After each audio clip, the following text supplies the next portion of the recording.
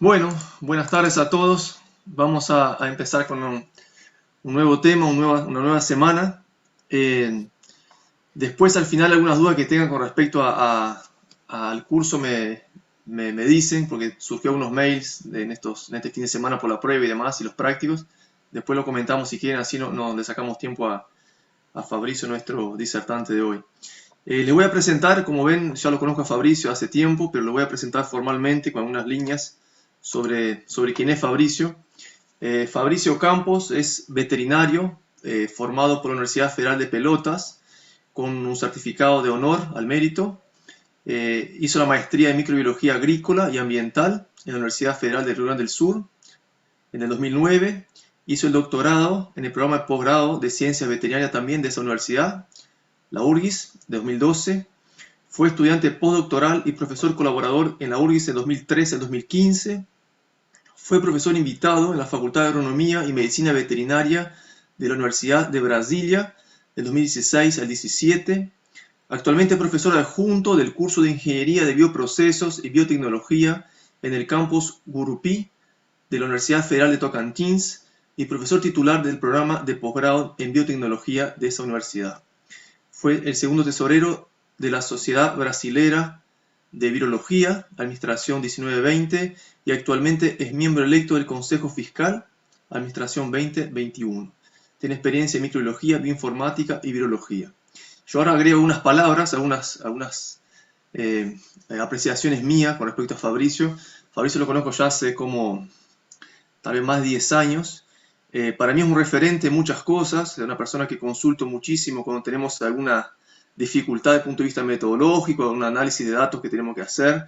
Es un veterinario que trabaja mucho en biología molecular, entonces lo conocimos en un proyecto de investigación que lo trajimos a Uruguay y la verdad que fue un gusto conocerlo y de aquel momento para acá no hemos dejado de interactuar, trabajar juntos, publicar juntos.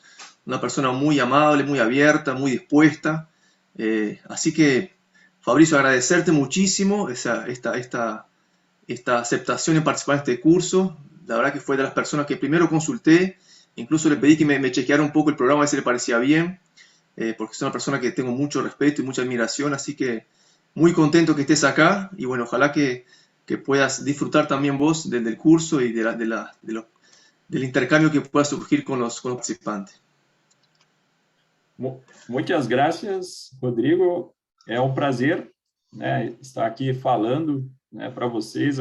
Faço minhas as palavras, né, as suas palavras, porque é a mesma admiração que eu tenho por ti. Né? A gente estava fazendo as contas aqui, 12 anos já trabalhando junto, né, tentando fazer trabalhos em conjunto, vencer as dificuldades, né, que existem, né, na pesquisa tanto no Brasil como no Uruguai, né, principalmente em relação a acesso a fomentos, né, e mesmo assim a gente, com toda a dificuldade, a gente vem conseguindo fazer bons trabalhos, né, em conjunto, trabalhos importantes aí para a pecuária, né, tanto a nível do Brasil como do Uruguai. E me admira muito o trabalho que você realiza aí no Uruguai, é um trabalho muito prático, né? A gente tem poucos investigadores que fazem um trabalho com, né, uma característica tão prática, com resultados práticos, né? Tentando resolver problemas que estão ocorrendo no campo, né, que são problemas comuns aos veterinários. Eu acho que isso é um ponto muito positivo do seu trabalho, é um diferencial. Então, é um prazer. E é uma responsabilidade muito grande, porque grandes nomes da virologia já ministraram aulas aqui, né? O Zerbini hoje é presidente do ICTV, é a primeira vez que a gente tem um brasileiro como presidente do Comitê Internacional de Taxonomia Viral. Isso não é por acaso, o Zerbini é um dos maiores virologistas brasileiros, né, na atualidade, é uma pessoa muito competente, então é um compromisso muito grande falar depois dele, depois do Eduardo Flores, que é outra referência, né, em vírus veterinários. Então, eu sou um pouquinho, ou bastante menor que eles em comparação, né, mas a gente não pode se intimidar com os convites, né? A gente tem que encarar os desafios. Se a gente quer se tornar grande também, a gente tem que encarar os desafios e eles aparecem de muitas formas, né? Então, agora na pandemia, eu comentava com o Rodrigo, por exemplo, né? Todos os virologistas estão sendo desafiados a dar uma resposta para a sociedade, né? Então, nesses últimos 2 anos, eu saí do armário, como se diz, né? Aparecendo com mais frequência nas mídias sociais, dando entrevistas, né? Então, saindo um pouco, né, dos muros da academia e representando, né, um pouco mais a virologia. Até porque a gente está vivendo uma inundação de fake news, né, contra vacinas, contra coisas que nós achávamos consagradas, né, e as pessoas estão deixando de se vacinar, por exemplo, ou de usar máscara por causa de notícias falsas, né?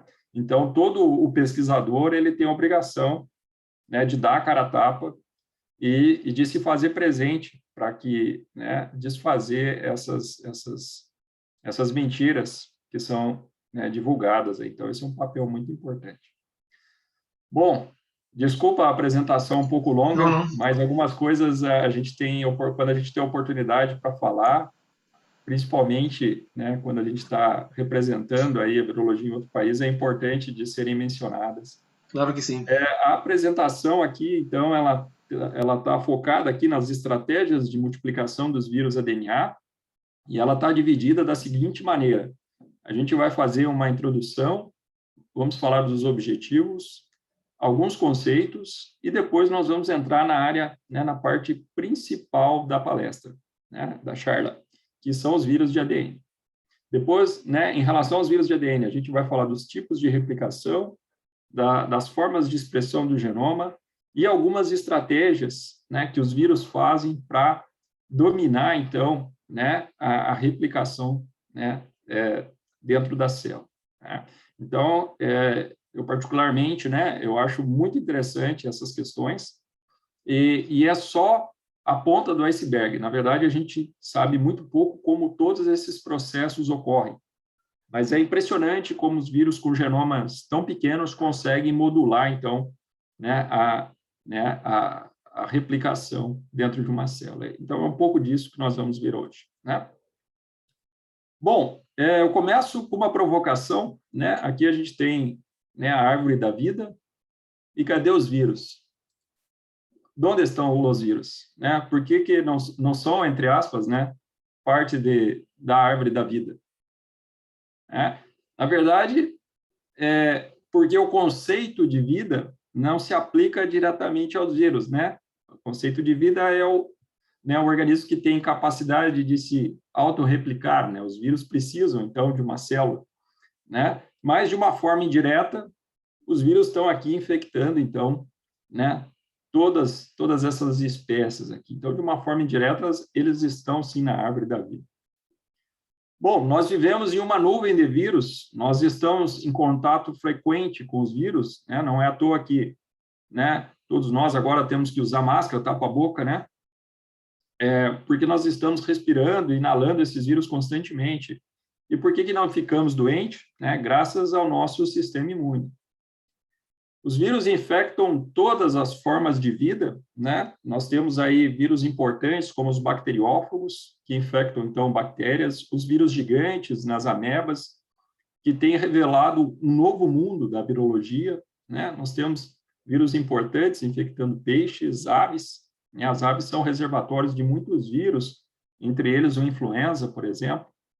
A virologia vegetal é outro ramo muito importante da virologia, né? E, representando nós mamíferos aqui, eu coloquei, né, nós aqui e os morcegos, né, já que a gente está vivendo a pandemia, aí, o SARS-CoV-2, a origem provável desse vírus é um morcego, e alguns vírus, né, sobretudo os arbovírus, são transmitidos por mosquito. Então, os vetores, eles têm um papel muito importante também, né? Bom, nós comemos e respiramos vírus a todo momento, né?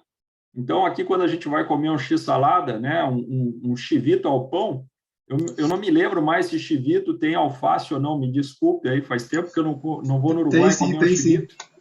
Tem? Tem. Então, quando você come ali, né, um chivito ali, numa folha de alface, você tem, né, em 1 grama de uma folha de alface, você tem 10 na 7 vírus. Lechuga, Por que a gente não fica doente quando a gente come um x-salada, né, um chivito? Porque devido à característica dos vírus, né, que é ser espécie específica, né? Então, felizmente, vírus de alface só infecta alface, né? Nós respiramos vírus a todo momento, né? Então, quando a gente espirra, por exemplo, saem milhares de perdigotos contendo, então, milhões de partículas virais, né? Então, imagina você num ambiente fechado, né? Respirando, então, e inalando essas partículas. Daí a importância, né, de se usar máscara, mais uma vez. Faz tapa-boca.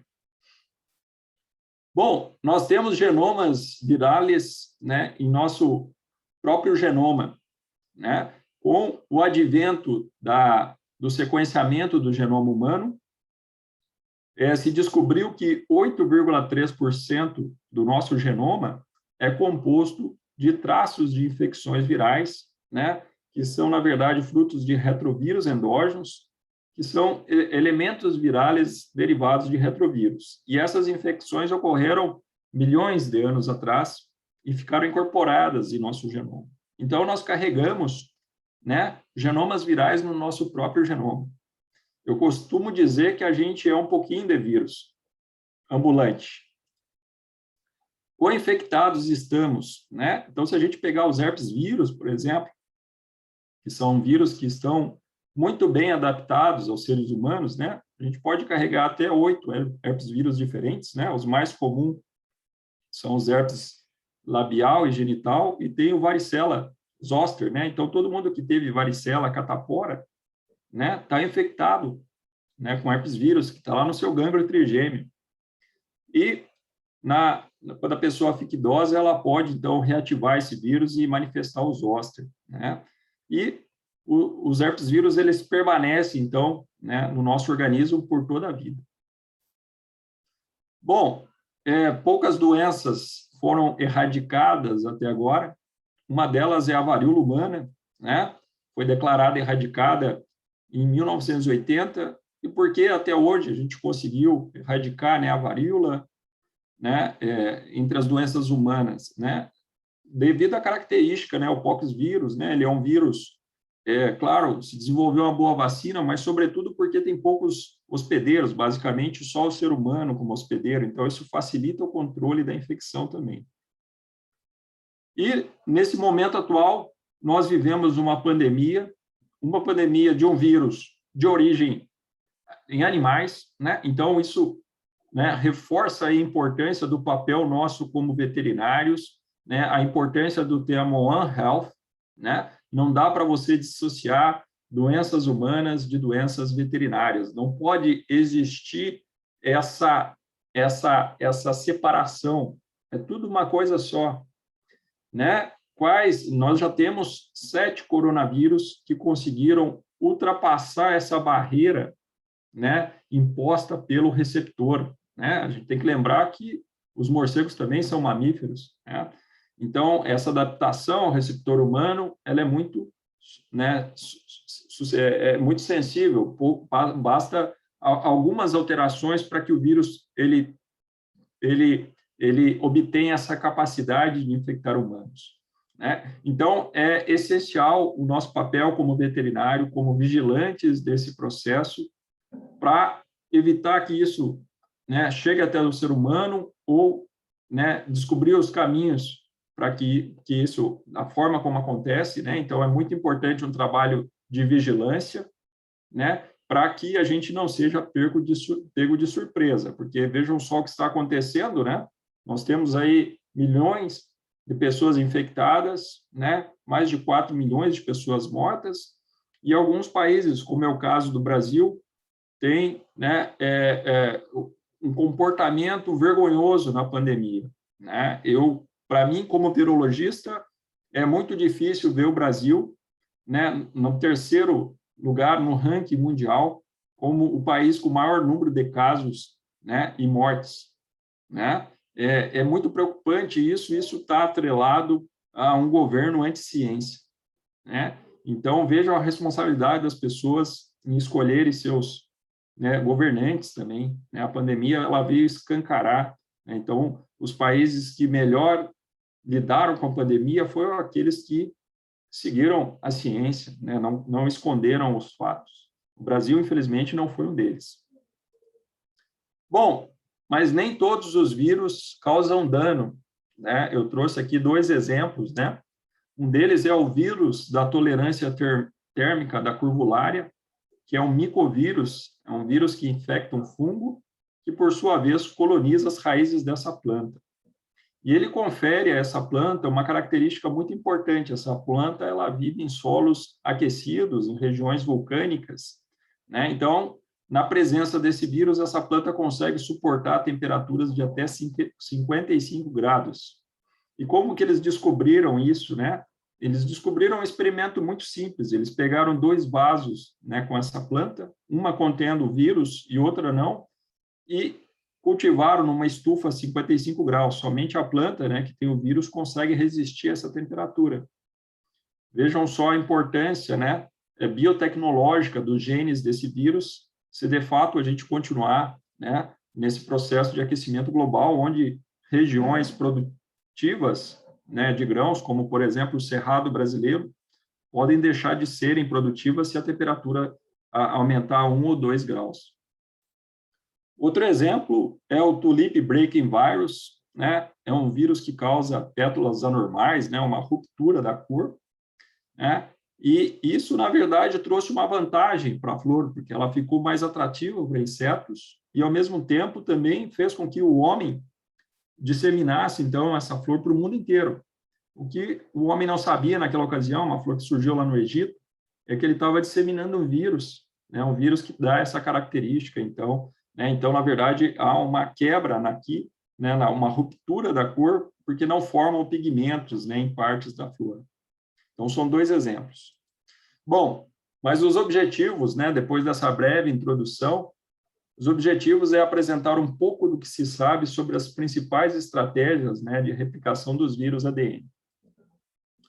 Então, vamos apresentar alguns conceitos que são importantes aqui, né?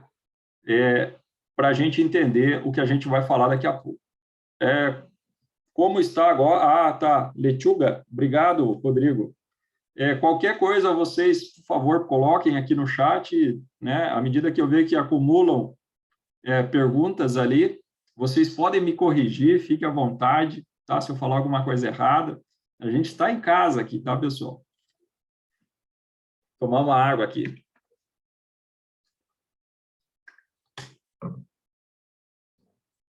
Bom, primeira coisa, a gente tem que compreender os vírus.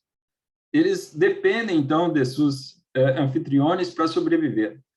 Se eles são muito exitosos, eles matam seus hospedeiros, seus anfitriones. Por outro lado, se são demasiado passivos, né, a defesa, o sistema imune elimina o vírus. Então, o vírus ele tem que ser um meio termo, né? Não tão agressivo e nem tão passivo. Ele depende, né, dos seus anfitriones, né? Ele precisa da energia para produzir suas proteínas de genoma, né? Ele precisa, então, para fazer a síntese de proteína a partir dos seus RNA mensageiros virais e precisa também do processo de glicosilação em algumas das suas proteínas. Ele vai fazer a síntese de seus ácidos nucleicos utilizando fatores do hospedeiro. E também vai usar componentes estruturais das células, né, como, por exemplo, as membranas lipídicas, né? O vírus, ele não produz o seu envelope. O envelope é fruto, né, de um pedacinho da membrana lipídica quando o vírus sai da célula.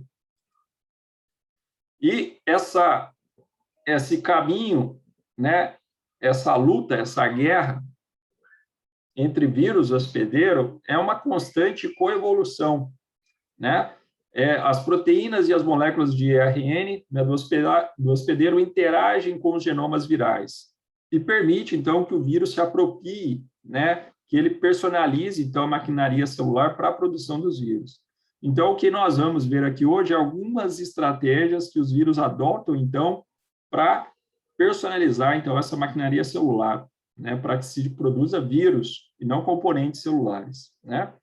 Isso é uma batalha duradoura de adaptação e contra-adaptação para a expressão gênica, né? Então, alguns vírus estão muito bem adaptados, como é o caso dos herpes vírus, e outros, né, como o caso recente do SARS-CoV-2, que há pouco tempo saiu, então, dos morcegos e passou para o ser humano, ele não está adaptado, né? O HIV não está adaptado, o Ebola não está adaptado, a gente vai ver mais sobre isso.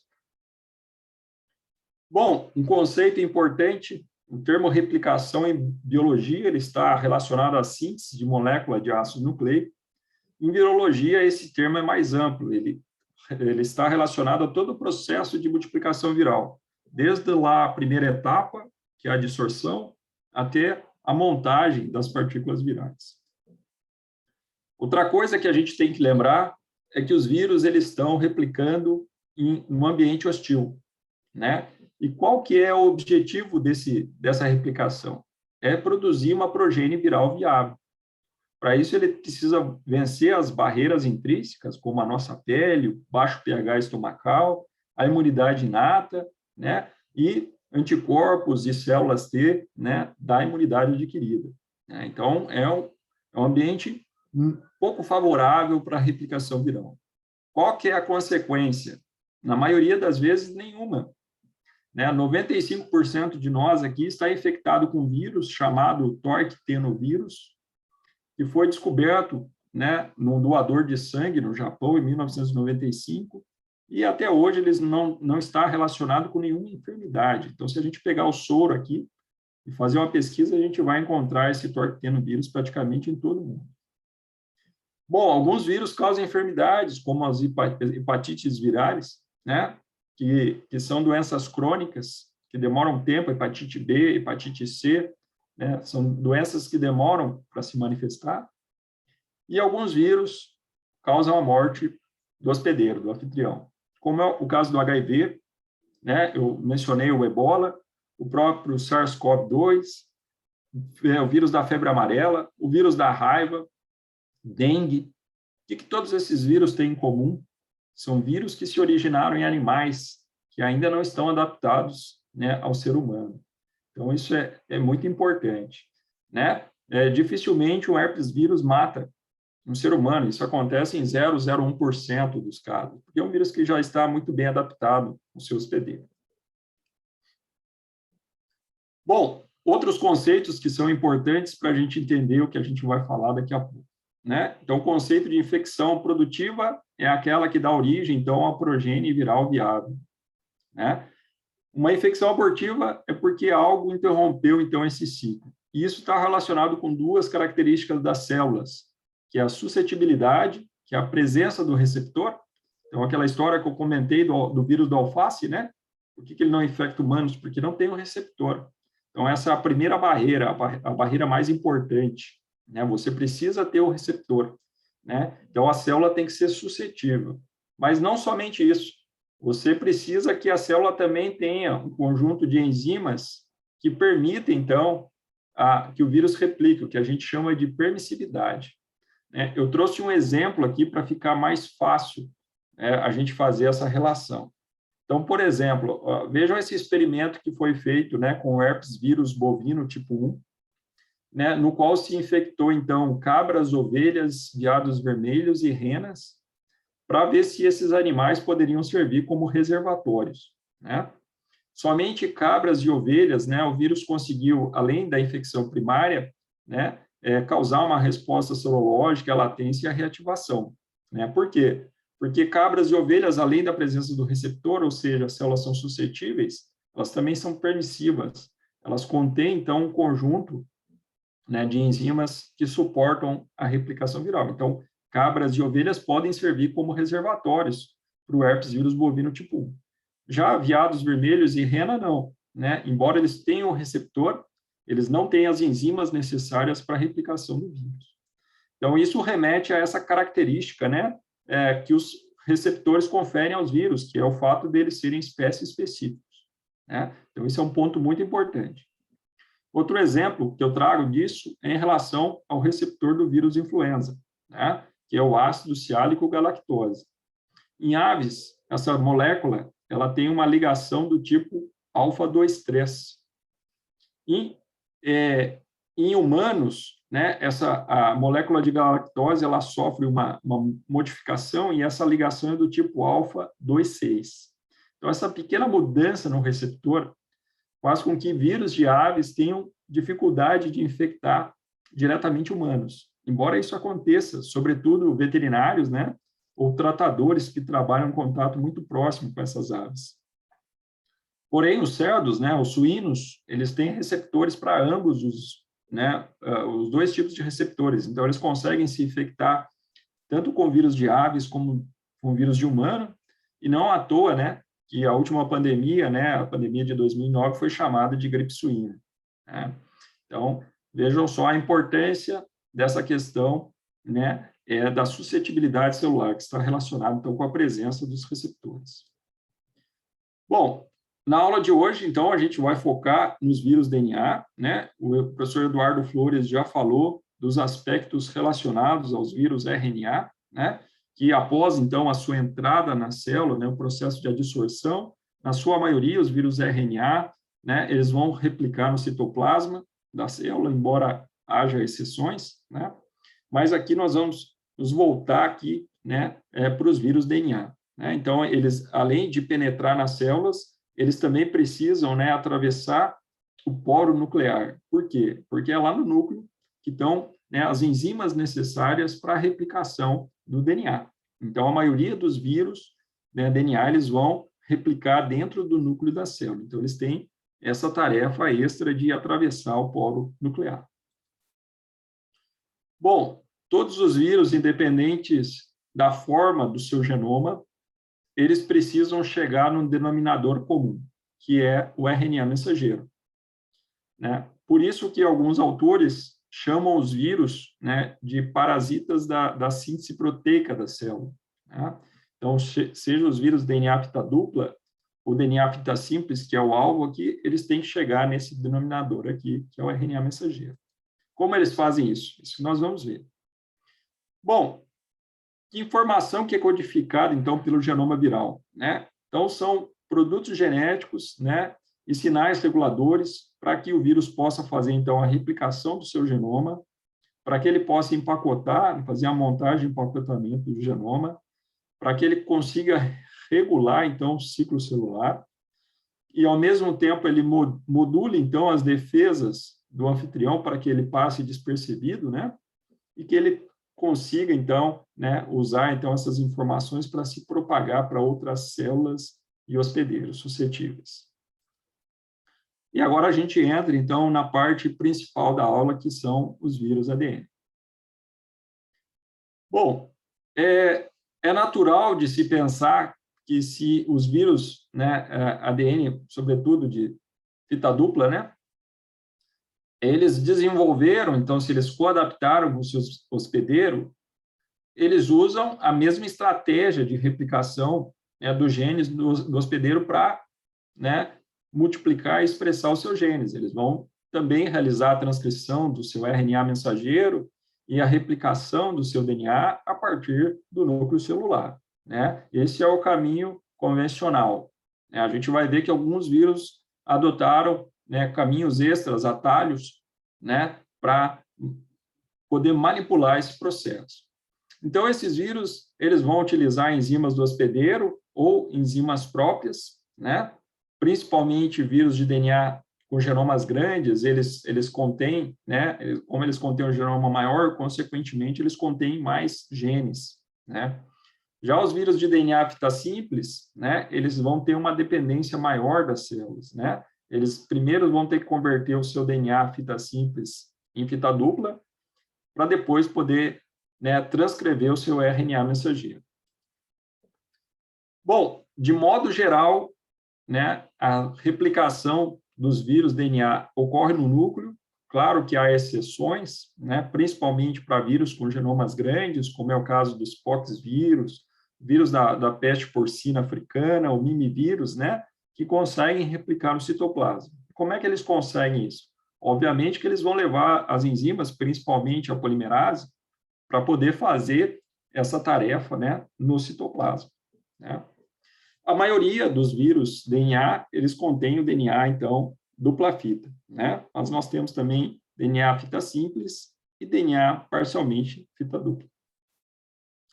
Uma coisa importante em relação aos vírus com genoma DNA é que essa replicação do genoma ela vai ser de maneira temporal, né? Então, eles vão usar a maquinaria de splicing celular para gerar seus RNAs mensageiros maduros, vão fazer os processos de transcrição, replicação, produção e empacotamento do genoma, só que essas etapas elas vão estar reguladas por uma demarcação temporal, né? O que é essa demarcação temporal? Né? Que genes, então, os genes tempranos que codificam, então, as proteínas regulatórias, né, ou catalíticas, como a polimerase, eles vão ser transcritos primeiro em relação aos vírus, aos genes estruturais, como o capsídeo, né, e as proteínas do envelope, né?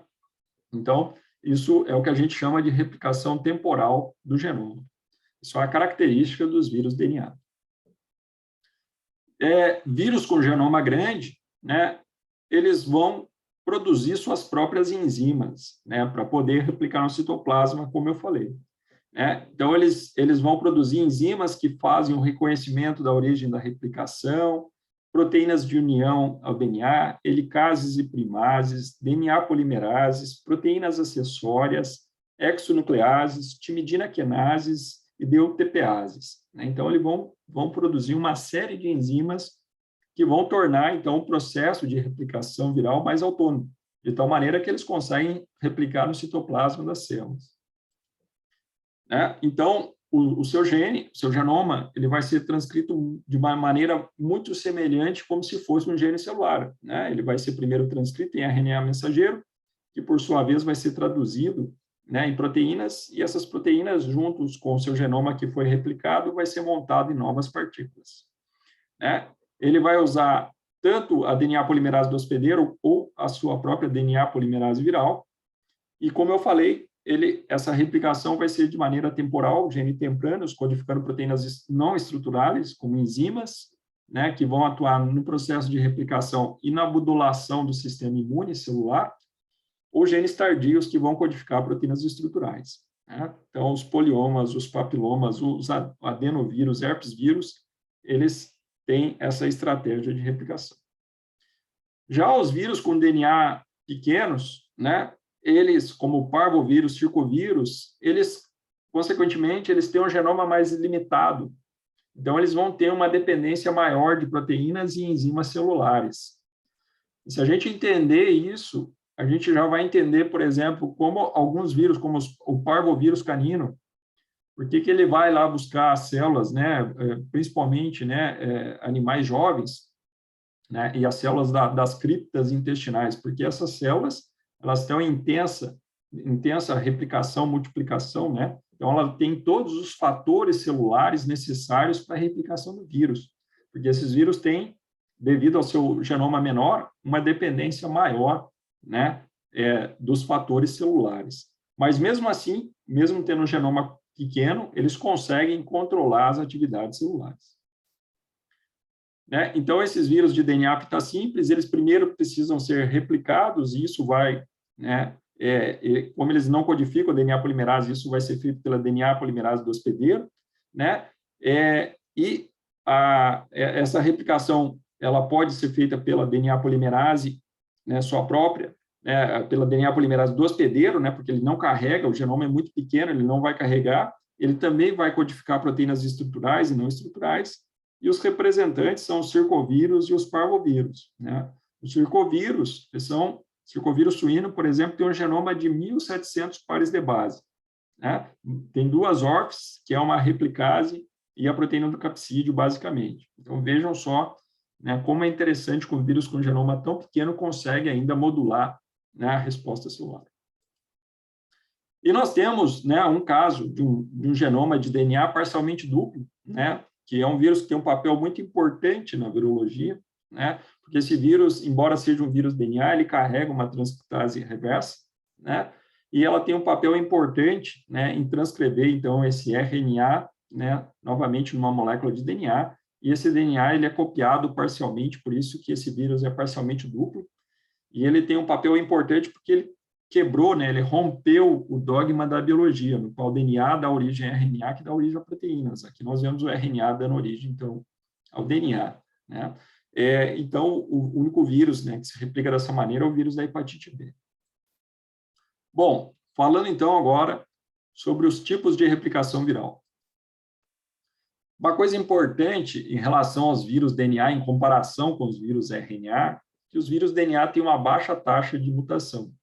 Isso está relacionado com suas DNA polimerases, ou para aqueles vírus que usam DNA polimerase do hospedeiro, tem uma taxa de mutação muito baixa, né? Ela tem uma atividade de correção, então, que quando o nucleotídeo é incorporado de maneira errada, ele é removido, né? Isso garante, então, uma replicação do genoma de uma maneira mais estável. Professor, mas como é que esse vírus, então, ele consegue, né, sofrer mutações, né? Não é que elas não ocorram, elas ocorrem, só que num percentual menor, né? Mas os processos mais importantes para a diferenciação desse vírus, na verdade, é a recombinação, né? Que é a troca de segmentos no genoma virais. Então, isso, claro que precisa, né, da infecção ao mesmo tempo de dois vírus, né? Para que eles possam trocar esses segmentos virais, e isso tem uma importância muito grande na modificação do genoma e até na infecção de novos hospedeiros, né? E a gente usa esse processo de recombinação viral para a produção de vacinas também, né? A gente usa, por exemplo, tem uma vacina de subunidade, né, que usa como vetor um poxvírus, né? E esse processo de produção, né, ela carrega, então, né, o gene G, da proteína G da raiva, né, é feita por um processo de recombinação, né, essa troca, né, para a expressão, então, dessa proteína G. Então, a gente usa esse conhecimento também para o desenvolvimento de vacinas. Então, lembrem, a recombinação, então, embora as taxas de mutação em vírus DNA sejam menores em relação ao vírus RNA, a recombinação tem um papel importante, né, na evolução desses vírus. Bom, como eu mencionei anteriormente, né, a replicação ela vai ser de maneira clássica, né, o vírus, né, ele vai utilizar a mesma forma de replicação dos eucariotos, né, principalmente para os vírus que replicam no núcleo, né. Então, essa replicação vai começar lá pela origem de replicação. Os herpes vírus, eles têm vários pontos de origem de replicação no seu genoma, né, as topoisomerases vão, né, desenrolar, então, né, esse DNA, vão abrir a fita de DNA, né, e para cada origem, né, de replicação vai começar o processo, as proteínas SSP vão se ligar ali, vai formar, então, a forquilha, né, de bifurcação e dar origem, então, à replicação do genoma. Esse processo é muito parecido com o que acontece, então, né, com os eucariotos. Mas alguns vírus, eles adaptaram esse processo para otimizar, né, a replicação do seu genoma. Então, uma das maneiras, que inclusive é utilizada pelos herpes vírus, é o que a gente chama de círculo rodante, né, que é uma forma de produzir DNA, né, linear, né, múltiplas cópias ao mesmo tempo, formando, então, catâmeros. Aqui tem uma imagem que ajuda a gente a entender esse processo. Então, o genoma viral, né, ele vai ser cortado numa determinada região, geralmente regiões de origem, de replicação, e esse genoma ele vai ser replicado nos dois sentidos, né, e vai haver uma replicação contínua desse genoma, e ele vai saindo, então, com várias fitas do seu genoma emendadas. E, com isso, você otimiza o processo de replicação. Você não precisa replicar um genoma, parar e replicar outro. Você replica várias cópias do genoma ao mesmo tempo, né? Então, é uma maneira muito inteligente de produzir muitas cópias do genoma num curto espaço de tempo, né? A gente sempre tem que lembrar que essa modulação das defesas do hospedeiro, elas são momentâneas, né? Por isso que, mas a replicação viral ela acontece em poucas horas. Então, o vírus ele só precisa modular essa replicação por poucas horas, o tempo suficiente para ele produzir genes, cópias dos seus genes e proteínas, montar seus suas novas partículas e sair da célula. Bom, a gente tem, né, em genomas circulares de DNA fita simples, né, um sistema parecido chamado de clipe rodante, né, no qual, através, né, da proteína Rep78 e das regiões, né, terminais invertidas aqui, eles conseguem também fazer uma espécie de replicação contínua do genoma, otimizando, então, a cópia do genoma viral. Nós temos os pararetrovírus, né, representados, então, pelos membros da família Caulimoviridae, né, no qual são vírus de DNA, né, circulares que produzem, então, um RNA intermediário, chamado de RNA pré-genômico, que se assemelha muito, né, à replicação dos retrovírus, embora a gente esteja falando do vírus DNA aqui. E essa replicação ela vai ser feita em duas fases. Primeiro, a transcrição desses RNAs pré-genômicos do vírus no núcleo, né? E seguida pela transcrição inversa no citoplasma. Então, é um vírus que ele vai replicar tanto no núcleo quanto no citoplasma. Lá no núcleo, ele vai permanecer de maneira epissomal, ou seja, ele não vai ser integrado no genoma do hospedeiro, né? E lá no citoplasma, então, esse RNA pré-genômico, né, contendo a cauda de poliA, ele vai ser traduzido em proteínas virais, incluindo, então, a transcriptase reversa, e o DNA dupla fita resultante, né, ele vai ser empacotado em novos vírions, né, ou vai retornar ao núcleo para fazer, então, uma nova rodada de transcrição. Buenas, e quais são as estratégias, então, de expressão dos genomas, né, virais dos vírus DNA? Bom, para que tenha uma infecção produtiva, né, os vírus eles precisam utilizar, então, a maquinaria de síntese proteica da célula, permanecendo, então, sem ser detectado por essas células, né? Então, para isso, alguns têm estruturas específicas, né, na extremidade 5' e mecanismos desenvolvidos para permitir que essa tradução se adapte, então, às suas necessidades específicas, tá? Então, os vírus que replicam no núcleo, eles vão utilizar a estrutura celular. Isso se aplica para a maioria dos vírus DNA, né? Alguns vírus replicam no citoplasma, né? E vão recrutar, então, genes celulares e portar genes para que eles consigam fazer essa tarefa no citoplasma, né? Já que a gente tem que lembrar que essa parte de expressão do genoma, dentro de uma célula eucariótica, acontece no núcleo.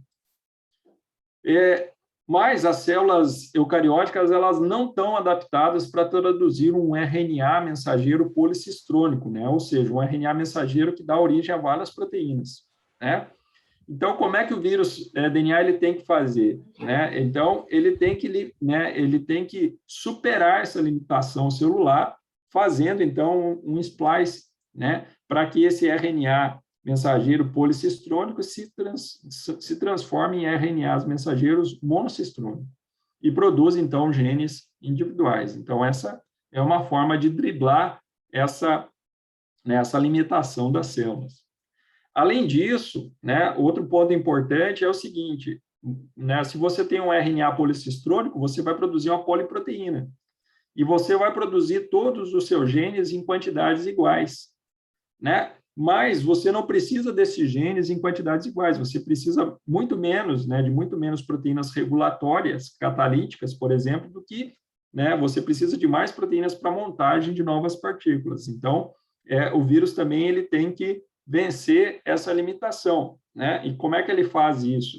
Ele tem algumas alternativas, né? Ele pode mudar, né, o sítio de entrada no ribossomo, ele pode fazer, né, a remoção, né, a troca desse ribossomo, ele pode reiniciar o processo, né, de ligação do ribossomo. Esse ribossomo ele pode se deslizar na estrutura do RNA, ele pode alterar o códon de parada. Então, o vírus ele adota uma série de estratégias para fazer com que o RNA viral seja expresso, né, e dê origem a mais proteínas. E também o RNA viral ele vai ter uma vida útil maior no citoplasma, né, para que ele fique mais tempo lá dando, né, origem a proteínas virais. Então, essa é outra estratégia de expressão dos genomas virais. O vírus também ele pode parar, então, né, o processo de transcrição, né, para que esse processo aconteça, né, ele precisa recrutar, né, uma série de proteínas e montar um complexo multiproteico, né, E, durante a evolução, os vírus desenvolveram mecanismos, né, que afetam, então, a ligação dessas proteínas e a montagem desse complexo, né? Então, ao interromper isso aí, o vírus ele impede a formação desse complexo, né? E, consequentemente, né, as transcrições do RNA mensageiro celular elas vão ficar prejudicadas, né? E a célula vai produzir mais RNA, né, mensageiro viral, vai expressar mais RNA mensageiro viral. Essa é a estratégia do vírus ao desmontar esse complexo, né? Então, por exemplo, os adenovírus, né, eles conseguem se ligar nessa região, né, impedindo a formação desse complexo de iniciação da transcrição. E, com isso, né, eles ganham tempo, né, porque aí é o RNA viral que vai ser, né, transcrito e depois traduzido em proteínas. Então, essa é uma estratégia muito eficaz dos vírus. Bom, no processo de amadurecimento e modificação do RNA mensageiro, né, então nós temos então numa extremidade, né, a região CAP 5' e na outra a cauda de poli-A, né? E é na região 5', né, 5', de onde se começa então a montagem desse complexo de iniciação da tradução, né? E é essa sequência da região 5' que permite o reconhecimento imunológico de RNA mensageiros, né, estranhos, né? Então, é muito importante para o vírus que ele module, né, ou que ele emite essa região, né, da celular para que ele não seja reconhecido, né?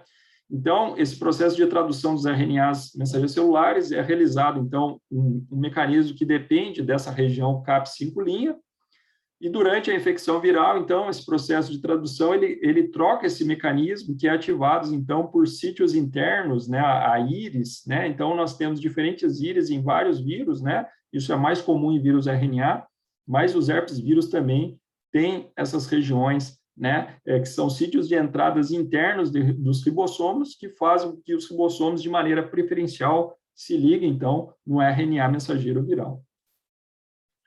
Bom, vamos ver agora outras estratégias, né, utilizadas para o vírus, então, para fazer com que o seu RNA seja, então, mais expresso, né, e depois traduzido dentro das células, né? Então, o splice alternativo, né, ele é muito útil para que você consiga, numa mesma região do genoma, dar origem a mais de um gene, a mais de uma proteína, né? Então, isso geralmente não altera a sequência do RNA mensageiro, mas você ganha capacidade, né, de produzir novas proteínas, né? Você vai isso é alterado com novos sítios, né, para splice alternativos. Isso pode ser regulado tanto por proteínas celulares como proteínas virais, que vão modular, então, né, a atividade desse fator de splice. Qual que é a vantagem para o vírus em fazer splice alternativo? Ora, né, ele vai conseguir codificar múltiplas proteínas numa mesma região do genoma. E aí a gente tem que lembrar, né, que os genomas virais eles são bastante reduzidos, né? Então, essa é uma forma inteligente, né, dos vírus economizar espaço e, numa mesma região do genoma, codificar vários genes e várias proteínas, né? É um mecanismo para regular a expressão temprana e tardia de vírus, como nos papilomavírus, né? E está acoplado para exportar o RNA mensageiro fora do núcleo. Então, aqui a gente tem uma imagem mostrando como é que é esse processo de splice alternativo nos parvovírus, né? Que tem um genoma em torno de 4,5, 5 mil pares de base, né? Então, como é que eles conseguem, né, produzir mais genes, né? Então, fazendo, né, montando diferentes formas do seu RNA mensageiro para que eles dêem origem, então, a diferentes genes e proteínas. Nesse processo de splice vão sair diferentes RNAs mensageiros que vão dar origem a diferentes proteínas. O splice alternativo, então, ele permite que o vírus se adapte rapidamente ao anfitrião e garanta, né, o reconhecimento de parte da maquinaria celular. E o vírus ele pode induzir de maneira preferencial o splice de determinado RNA mensageiro viral de acordo com o que ele mais precisa. Bom, eu estou no início da replicação, preciso de mais proteínas, enzimas para modular, então eu vou produzir mais isso. Agora já estou no final do processo de replicação, então eu vou produzir mais proteínas estruturais para montagem de novas partículas. Então, o vírus consegue controlar, né? E aí, dessa forma, ele controla tanto o splice do genoma, né, viral, como o splice do genoma celular. Bom, O vírus também ele pode trocar, né, a estrutura ribossomal, né, e produzir diferentes fases de leitura sobrepostas. Isso também vai otimizar com que o mesmo RNA mensageiro possa ser lido, né, pelos ribossomos e dar origem a diferentes proteínas, né? Então, os RNA mensageiros virais, eles levam sequências específicas e elementos estruturais, né, no RNA mensageiro, que fazem com que os ribossomos eles deslizem e se reajuste, né, à fase de leitura. Então, mudando aqui a fase de leitura, eu vou dar origem a uma nova proteína. Então, também é uma maneira inteligente, né, e muito eficaz de produzir novos produtos gênicos, né, e proteicos a partir de uma mesma sequência, né, de nucleotídeo de aminoácidos aqui. Então, trocando essa fase de leitura, eu vou dar origem a uma nova proteína. Bom, o vírus também pode inibir as regiões, né, da RNA polimerase celular. Então, né, na região carboxy-terminal, né, da RNA polimerase, ela contém 52 repetições de heptapeptídeos, né, que são fosforilados na região, nos aminoácidos serina. E esse processo de fosforilação na serina que ativa ou desativa a RNA polimerase celular. Então, alguns vírus, como herpes vírus, bunhavírus, eles neutralizam esse processo de fosforilação para inativar a enzima, né? Então, aqui na região, né, no domínio carboxy-terminal, você tem vários aminoácidos serina, e para ativar, então, a enzima, você precisa desse processo de fosforilação. Então, o vírus, ele controla esse processo, inativando a enzima, para que, então, o RNA mensageiro celular não seja produzido, né? É outra maneira de, né, guiar para a produção de RNA viral. Bom, o vírus também ele pode inibir a exportação de RNA mensageiros celulares, né? Ele vai promover a expressão preferencial de genes virais. Os vírus que replicam no núcleo, ele tem que competir com os RNAs mensageiros virais para exportar seus RNA mensageiros, né, virais, né? Então, ele vai competir com os RNAs mensageiros celulares, né, ou impedindo a passagem dele, ou, né, degradando esse RNA, né?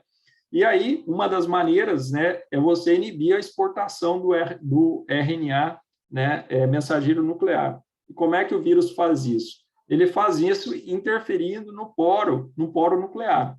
Então, lá no poro nuclear, você tem uma série, né, de enzimas, de proteínas que se ligam para formar esse complexo e para permitir a passagem, né, de produtos gênicos, né? Então, uma dessas enzimas, né, os vírus conseguem, então, alterar os receptores como a exportina 1 e a proteína associada a TIP, e com isso, o RNA mensageiro celular, ele não sai do núcleo, ele fica preso lá. Né? Se ele não sai do núcleo, ele não vai para o citoplasma, ele não vai conseguir ser traduzido. Então, também é uma maneira de interferir, né, no processo de produção de RNA mensageiros celulares. Outra forma que o vírus pode fazer, né, é degradar o RNA mensageiro que já está lá no citoplasma. Né? Então, ele vai produzir endonucleases que vão cortar o RNA mensageiro do hospedeiro para que mais RNA mensageiro viral seja produzido, né, seja convertido em proteínas virais. Né? Então, ele pode fazer com que as proteínas virais saturem o mecanismo de controle relacionado ao RNA mensageiro, diminuindo e limitando a sua função. Isso ajuda, então, os RNAs virais, né, a escapar da detecção por parte da maquinaria celular. Então, aqui mostrando esse mecanismo, né? Então, uma vez que os RNAs, né, mensageiros celulares estão lá, os vírus podem, então, clivar esse RNA mensageiro, né, para que o seu RNA viral seja, então, expresso em proteínas. Bom, outras estratégias utilizadas que a gente vai ver aqui né, em relação à fase do ciclo celular e na formação, né, das fábricas de vírus. Vamos ver um pouco como isso acontece. Então, os vírus eles podem tanto interromper o ciclo celular para que a célula pare em determinada fase do ciclo celular, que seja conveniente para o vírus, né? Ou para evitar que a célula entre em apoptose, né? Já que há uma série de mecanismos, né, que a partir do momento que reconhece que uma célula está infectada, né, para que ative o processo de apoptose. Então, o vírus ele consegue frear isso aí, controlando, então, o ciclo celular, né? Então, ele vai promover, então, né, a replicação viral e a montagem de novas partículas, fazendo com que esse ciclo ou ele fique parado em determinado, né, em determinada fase, ou que ele avance para uma fase que seja interessante, né? Então, os vírus eles vão codificar proteínas responsáveis por dirigir e deter o ciclo celular, e a detenção do ciclo celular pode atrasar, então, a apoptose das células infectadas, e isso vai dar tempo do vírus, né, produzir novas partículas. Então, diferentes vírus podem agir em diferentes fases do ciclo celular para fazer com que, né, a célula fique parada nesse ciclo, nessa fase, e demore mais para entrar em apoptose. Isso dá tempo do vírus produzir novas partículas virais, né? Os vírus também podem alterar a mitose, né, com oncoproteínas, né, que induzem alterações cromossômicas e dão lugar à apoptose, né? Os vírus DNA eles infectam células inativas, né, com níveis baixos de DNTPs, porque essas células elas não estão, né, numa intensa divisão celular. E aí o que o vírus faz? Ele pode então, né, fazer com que essa célula mude seu ciclo celular, ela avance no seu ciclo celular e pare na fase S e volte então a produzir DNTPs que são necessários para o processo de replicação viral. Então isso também é uma estratégia, né, de replicação dos vírus DNA. Esses câmbios, né, essas trocas, elas prejudicam a fisiologia celular e contribuem para patologias associadas, como, por exemplo, a progressão para o câncer e a transformação celular.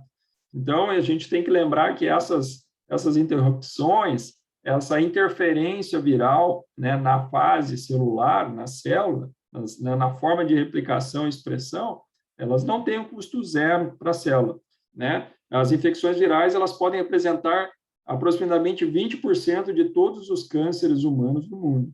Então, os vírus têm, né, principalmente os oncovírus, né, têm uma participação muito grande na formação de tumores, né? Bom, nós também temos sítios específicos de replicação viral, né, dentro da célula, né, sobretudo para os vírus que replicam no seu citoplasma, né? Então, os vírus eles vão recrutar e concentrar macromoléculas em compartimentos citoplasmáticos ou no núcleos específicos, né, que são chamados de viroplasma ou fábricas de vírus. Isso vai mudar, né, vai cambiar a dinâmica de distribuição, né, do citoesqueleto e proteínas motoras, e também vai fazer com que haja uma reorganização, né, das organelas celulares. Isso vai fazer com que, né, muitas organelas, né, ou celulares, elas, né, se concentrem em determinada região, né, da célula, e isso tem uma outra função também, né? Isso vai fazer também com que, né, os genes, os vírus, eles expressem seus genes de uma maneira mais eficiente, e além disso, né, como ele está preso ali numa fábrica viral, ele oculta, né, os genomas virais e seus produtos da detecção imune. Então, também é uma forma eficiente de controlar, então, né, a replicação celular para a produção de produtos gênicos virais.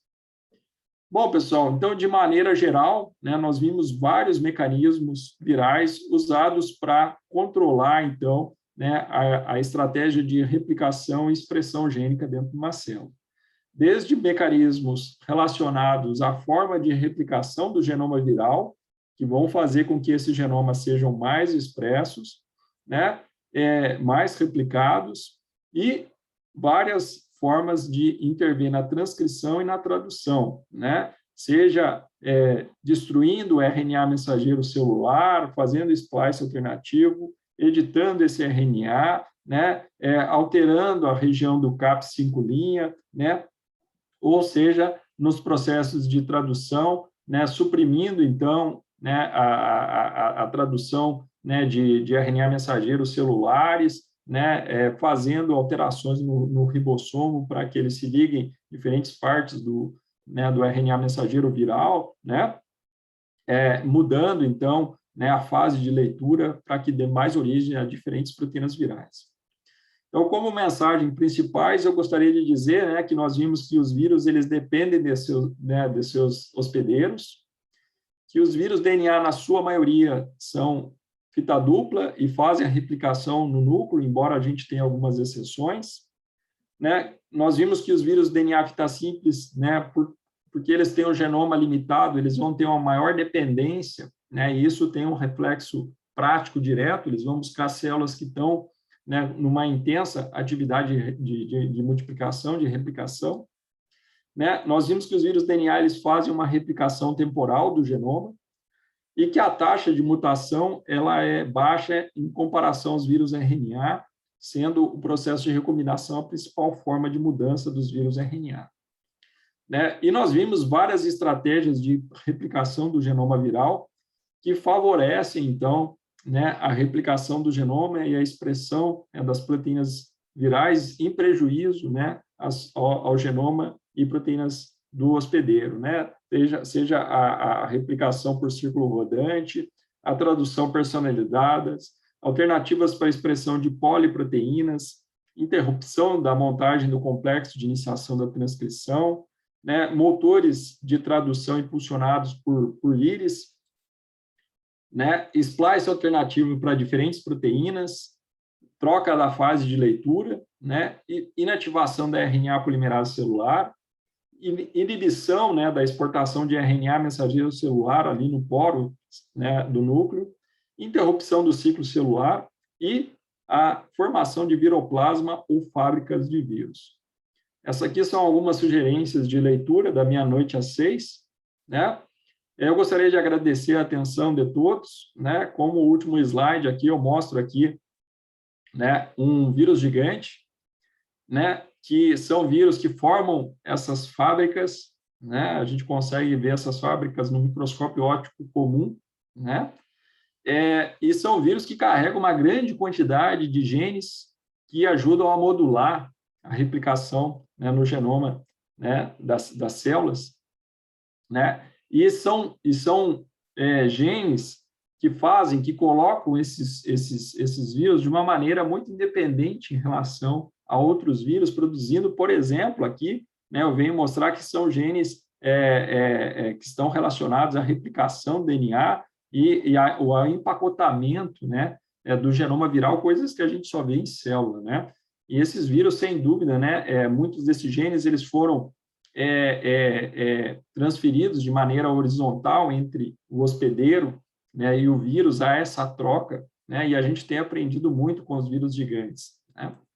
E, por fim, eu gostaria de fazer uma propaganda aqui, né, eu sou editor convidado dessa revista aqui, a Varus, é uma revista que está com fator de impacto 5, né?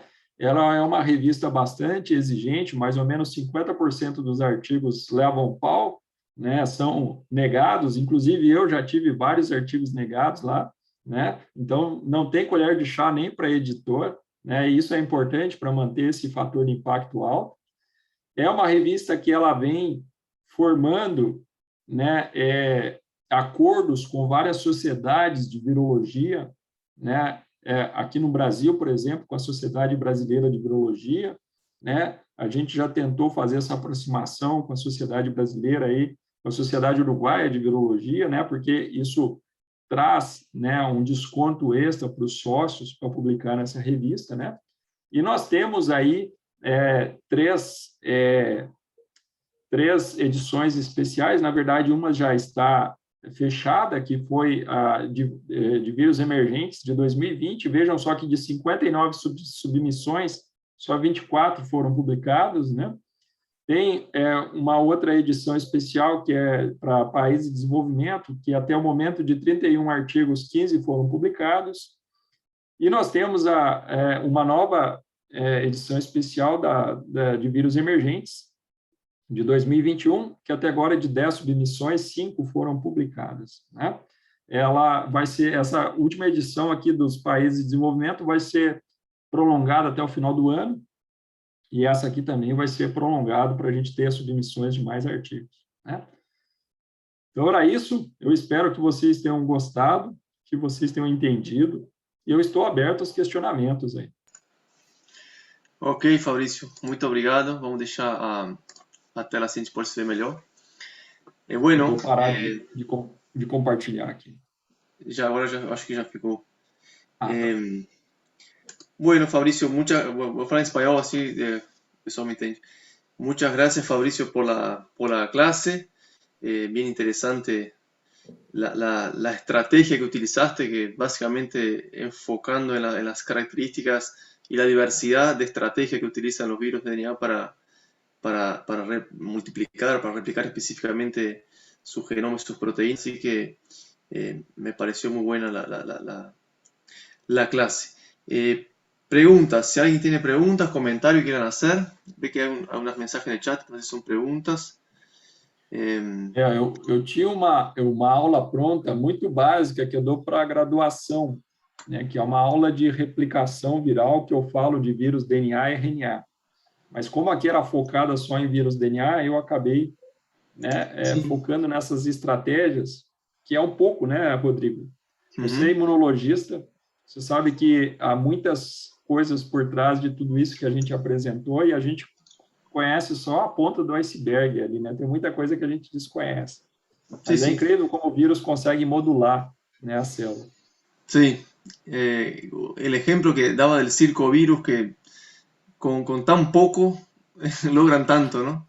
Y así otros ejemplos de virus de DNA más complejos que tiene toda una estrategia, una maquinaria que realmente es asombroso cómo logran tanto en las células, tanta modulación del ciclo celular y tanta, digamos, cambios a nivel celular que es realmente interesante de los virus DNA y bueno, un poco distintas estrategias a las que vimos el otro día con Eduardo Flores con respecto a los virus RNA.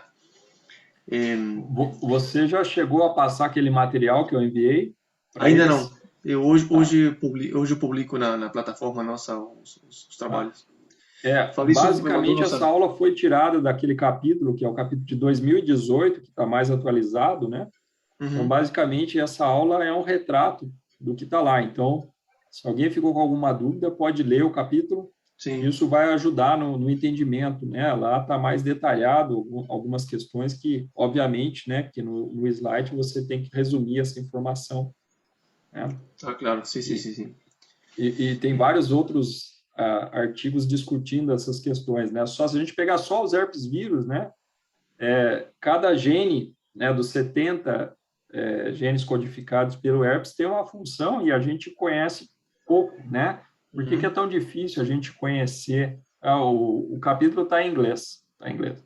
E por que é tão difícil a gente conhecer? Porque para cada gene você precisa expressar esse gene e estudar a forma, né, que esse gene vai se comportar, qual proteína ou produto transgênico vai ser expresso. Então, embora a genômica ela avance muito rapidamente, né, a proteômica, né, o entendimento e mais, né, a interação desses genes é mais lenta ainda, né, Rodrigo? Né? Claro. A gente sabe muito pouco. Sí, sí. Es todo un campo que se está conociendo paso a paso. Bueno, por lo pronto, Fabricio, entendieron. Algunos agradecen, dice la última tabla. Si no tienen comentarios, preguntas, queda agradecer a Fabricio nuevamente. Y bueno, sé que él está siempre a las órdenes. Seguramente ahí se anotaron el mail y tienen dudas. Puede que el idioma, si lo quieren después, yo lo subo esa clase también a YouTube para que se pueda subtitular en español. Y ahí comenta Mara que no está en portugués el capítulo, se ve que le gustaba más en portugués que en inglés. Ay, sí, te juro que lo entiendo más que el inglés. Me cuesta horrible, porque el inglés lo tengo que traducir, y al portugués no, el portugués es como que estuviera hablando español. Entonces, Sí, no tengo que traducir, estoy entendiendo. igual Entonces, el portugués varía mucho según la región, ¿no? Hay sí, portugués más Sim, fácil sim. que otros y bueno, creo que sí, que el portugués de Fabricio fue claro, pero ahí como me pidieron, yo voy a subir al YouTube para que lo puedan traducir y capaz que escuchar la clase y madurar un poco las estrategias que él mostraba, que creo que son importantes que se analicen paso a paso porque son virus realmente complejos y tienen mucho para enseñarnos, digamos, como modelos Sim, virales, ¿no? sim. Os estudantes aí estão no nível de maestria e doutorado? Tenemos de todo, Fabricio. Tenemos desde estudiantes de doctorado, estudiantes de maestría, de diferentes carreras, ¿no? No solamente veterinaria, agronomía, odontología, alguna que se me escape por ahí.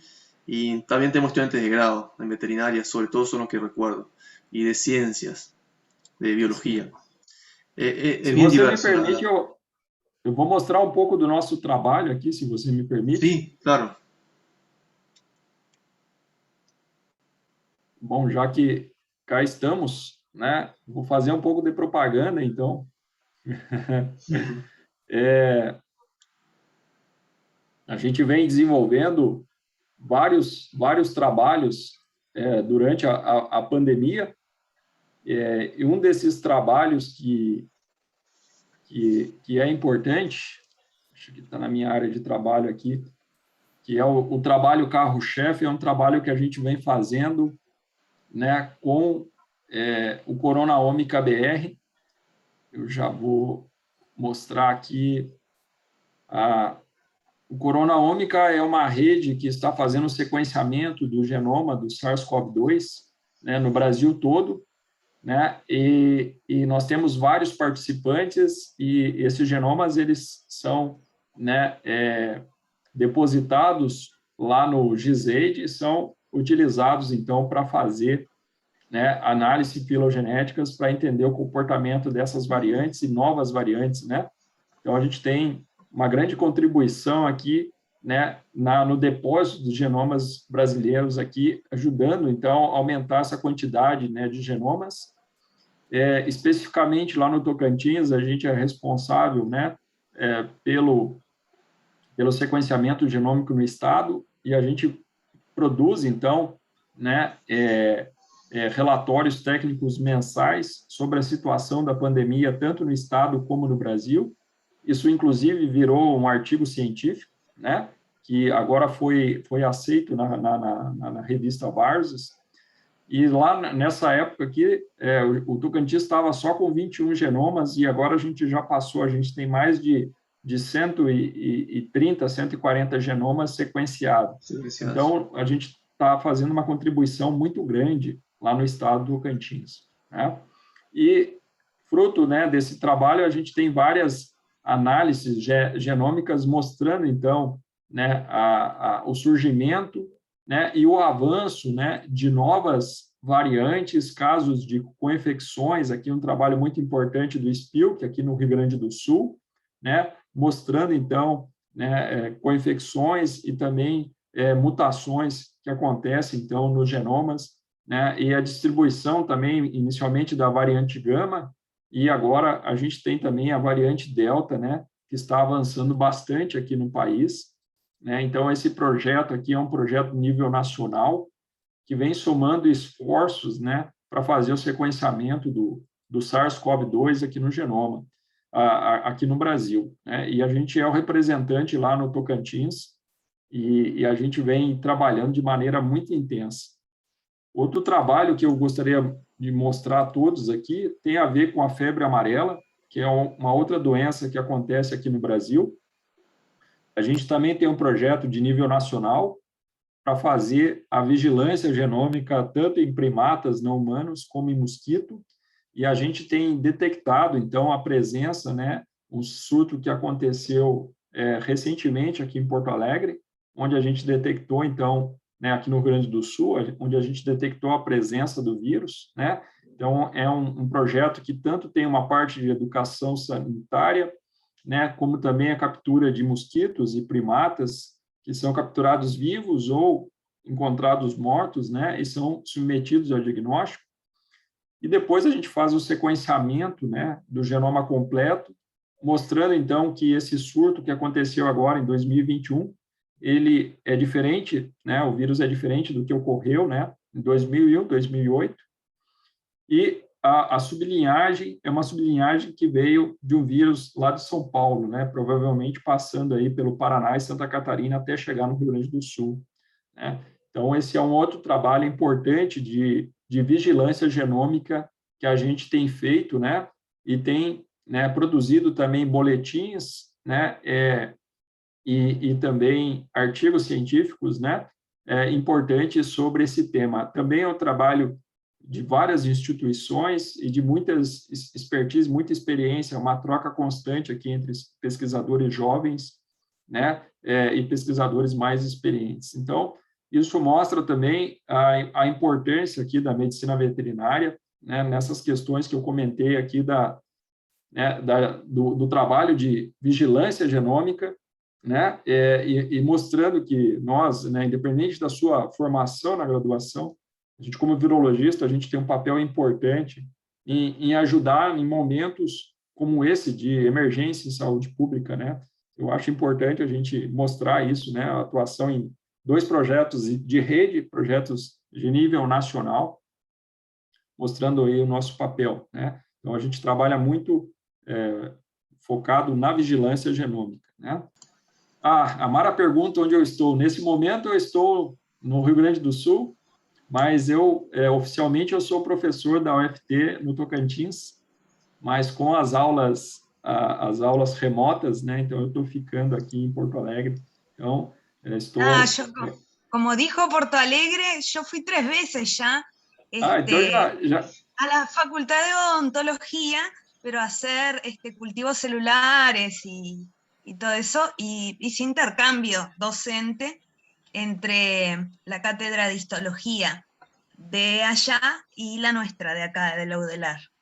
Entonces yo digo, tan cerca, yo igual lo vamos a ir a visitar.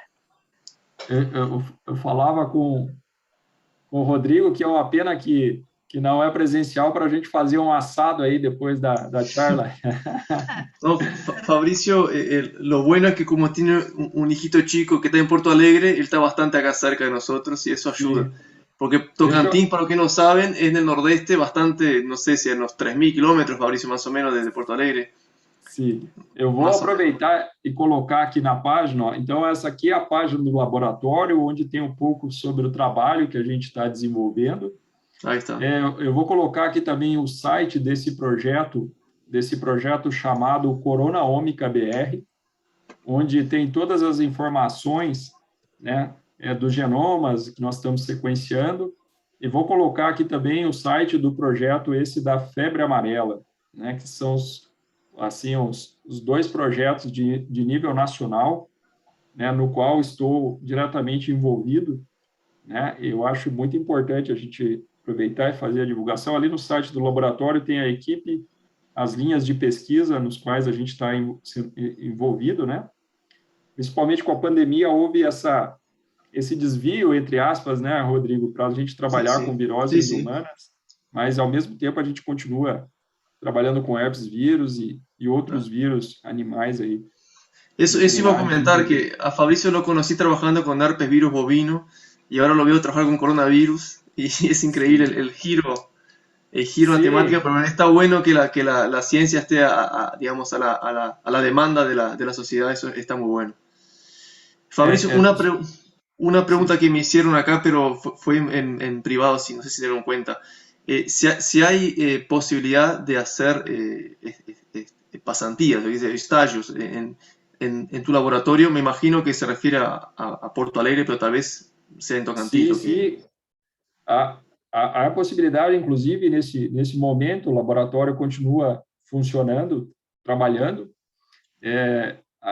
Inicialmente, o laboratório começou fazendo o diagnóstico de SARS-CoV-2, mas isso foi para outra estrutura, agora montada paralela ao laboratório, mas os alunos continuam aqui trabalhando e fazendo pesquisas, então há sempre essa possibilidade, né? Inclusive para desenvolvermos trabalhos em conjunto, né, Rodrigo? Isso. Vocês, alunos, vocês são os atores para tornar isso possível, porque através desse intercâmbio, né, que a gente acaba se aproximando dos grupos, né? O Rodrigo está super ocupado lá com outras funções administrativas, eu igualmente, né? Então, se a gente, né, nessa troca, quando você envia um estudante, ele tem mais condições de aprender coisas novas e de desenvolver coisas juntos, né? Ou seja, a metodologia de um trabalho, ou seja, né, o processamento de amostras. e isso, na verdade, enriquece o trabalho, né? E traz novos achados também, né, Rodrigo? Então, Claro é que muito sí. importante isso, né? Bien de bien. Fabricio, creo que ya más o menos se respondieron las cosas que habían comentado acá o preguntado.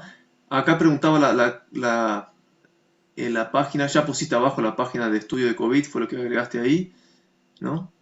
Sim. Bueno. Bueno, si no hay más comentarios o preguntas, Fabricio, terminamos la clase de hoy, agradeciendo de vuelta a Fabricio. Como ve, una persona que trabaja muchísimo, está muy...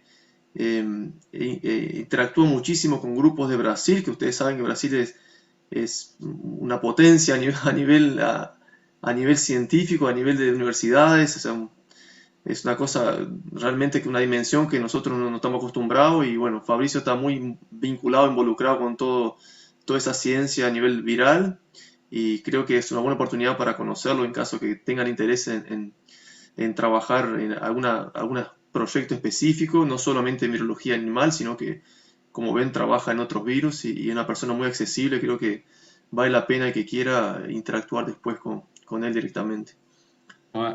Se me permite aqui, ó, eu não sei se quem me chamou foi a Lina que me chamou ou foi a Diana. eu. Pode falar, Lina, por favor. Eu ia te perguntar com que está fazendo os sequenciamentos do coronômica. É com o Minayo mesmo? Porque eu acho que o do febre amarela é com o Minayo, né? Sim, a gente lá no Tocantins está fazendo com o Minayo, mas essa rede, ela é uma rede que uniu vários laboratórios aqui no país e tem laboratórios que já tinham estrutura, já tinham o Illumina instalado, né? Ou o Ion Torrent. Então, esses laboratórios que já tinham essa estrutura estão sequenciando dessa maneira. Eu acho uma coisa importante de comentar aqui, muito boa essa sua pergunta, Lina, é que aqui, por exemplo, por que a América do Sul, né, agora eu vou falar em termos de América do Sul, ela lidou de uma maneira pior do que a África no combate à pandemia? Porque a África, embora tenha dificuldades maiores, talvez, que a gente, já existia uma estrutura centralizada de laboratórios de referência distribuídos por todo o continente, né? Coisa que nós não temos aqui na América do Sul. Então, essa pandemia ela veio trazer essa necessidade. Então, aqui no Brasil, se montaram várias redes de laboratórios, né? E eu acho que é algo que, passada a pandemia, isso vai se expandir a nível de América do Sul. Então, a gente vai ter uma possibilidade, né, de fazer colaborações de uma maneira mais facilitada. Há essa necessidade, é uma necessidade de saúde pública, né, para que a gente não seja pego de surpresa e que facilite também essa troca de treinamento de pessoas, né, troca de reagentes, de equipamentos, né, tudo isso vai ter que ser mudado, né, após a pandemia. Eu gostaria de aproveitar também que a Diana Vargas, que está lá na Colômbia, né, logo que saiu, né, o curso, eu mandei o link para ela, ela conseguiu, né, assistir aqui.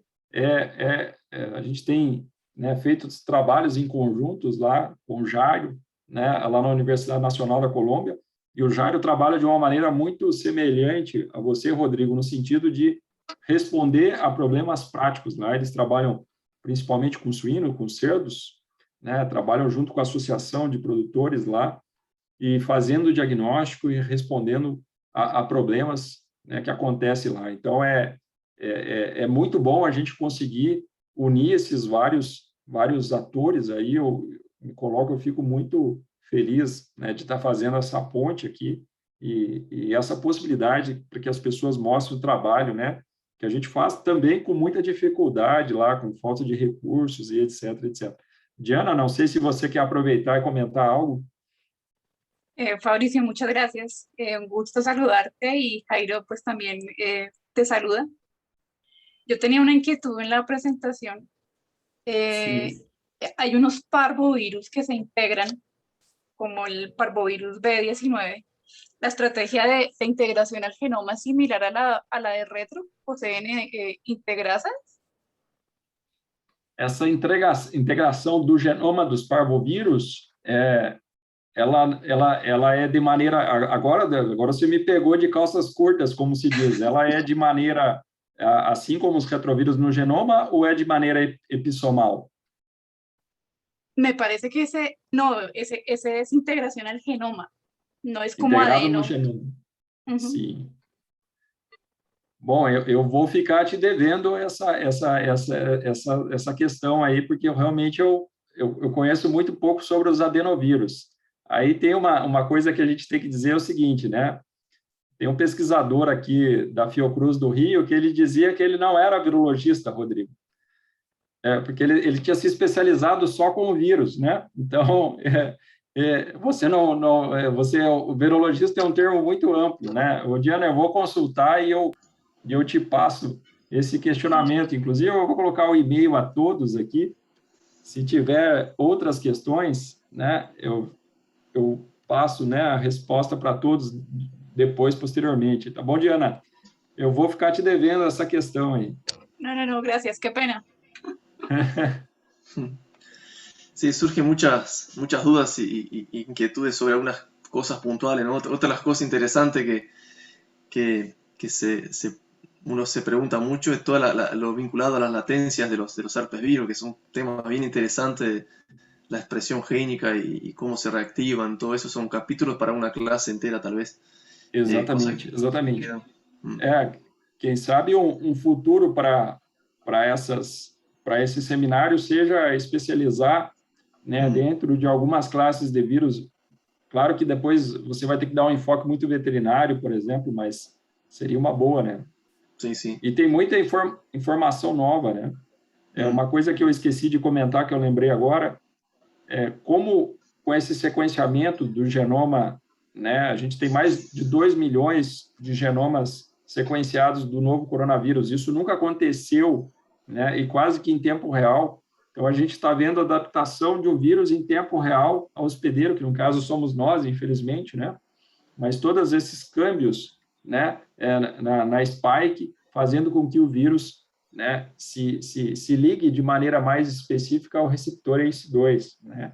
Então, nós pegamos aí, por exemplo, né, essa variante Delta, ela consegue se ligar ao receptor com muita mais facilidade e se replicar em maiores títulos, né, e ser transmitidas consequentemente, né?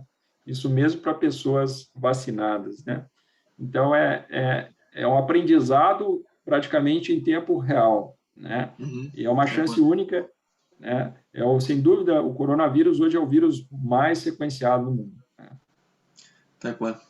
Tenemos una charla, Fabricio, de Gonzalo Moratorio, que es un evolucionista viral, digamos, le gusta mucho la evolución de los virus. Y si estás con tiempo ese día, date una vuelta por acá que seguramente puedas intercambiar con él. Gonzalo va a venir un par de semanas, la semana que viene creo que es. Y justamente le pedí que hablar de evolución viral porque es lo que le gusta. Se siente muy cómodo en esa área, así que, y específicamente coronavirus. Sim, eu vou tentar assistir. Esse é um tema muito interessante. Interessante. Né? Bueníssimo. E você sabe que o Eduardo Holmes, né? Eduardo Holmes, ele é o principal pesquisador, né? O principal virologista que trabalha com evolução no mundo. E recentemente ele mesmo disse que ele foi pego de surpresa pelo coronavírus, que lá logo no início da pandemia se imaginava o quê? Que o coronavírus ia se adaptar ao ser humano, ia ficar menos patogênico, né? E na verdade, com a Delta, né, e outras variantes, a gente está vendo o contrário. Então, é muito interessante. Né? A gente não sabe para onde vai, né? Tal cual. Y con tanta tecnología que hay, tanto conocimiento, ¿no? Sí, sí. Los virus no dan lesiones. Sí. Bien de bien. Bueno, Fabricio, muy linda la charla, muy linda el intercambio. Agradecerte formalmente y bueno, decirte un hasta luego para seguir trabajando juntos y como decías vos, me encanta que más allá de la clase que te conozcan, que nos conozcamos también entre nosotros, que nos interesa algo común que son los virus y sin duda de esta manera creo que estamos contribuyendo a unir Latinoamérica y poder trabajar en cooperación con distintos países, distintos grupos, que es lo que fortalece, digamos, la región, ¿no? E já que temos tanto estudantes aqui, fica um apelo que a pandemia trouxe muitas possibilidades de trabalho e de especialização em virologia, né? que vai fazer com que todos esses profissionais eles sejam inseridos, né, no sistema de saúde, no sistema de vigilância, né? Então a gente vai viver essa ampliação, né? Então a gente vai precisar de recursos humanos. Então se há alguém aqui que está com dúvida para onde deve mirar aqui, eu iria sugerir, né, que se especializa nessa área. O coronavírus não é o último, né? Se a gente analisar, né, a gente teve nos últimos 20 anos SARS-CoV-1, 2002, 2003, H1N1, 2009, né? E depois o MERS-CoV, em 2012, depois nós tivemos, né, Ebola, 2014, 2015, depois nós tivemos o Zika vírus, né? E agora estamos tendo, né, um surto do novo coronavírus, né? Então, 20 anos aí, a gente teve, né, 5, 6 epidemias, né, diferentes, e isso é só um reflexo do que vai acontecer nos próximos 20 anos. Aí. Então, a gente vai precisar fortalecer essa estrutura de vigilância, de diagnóstico e sequenciamento e tudo mais. É isso aí. Muito chikungunya também, se faltou. Alguns exemplos mais que aparecem por aí. Ah, sim, mas essas foram as principais, digamos, mas tem várias outras correndo paralelas aquí. Muy bien. Bueno, dejamos por acá. Voy a dejar la grabación. Está bien. Muchas gracias.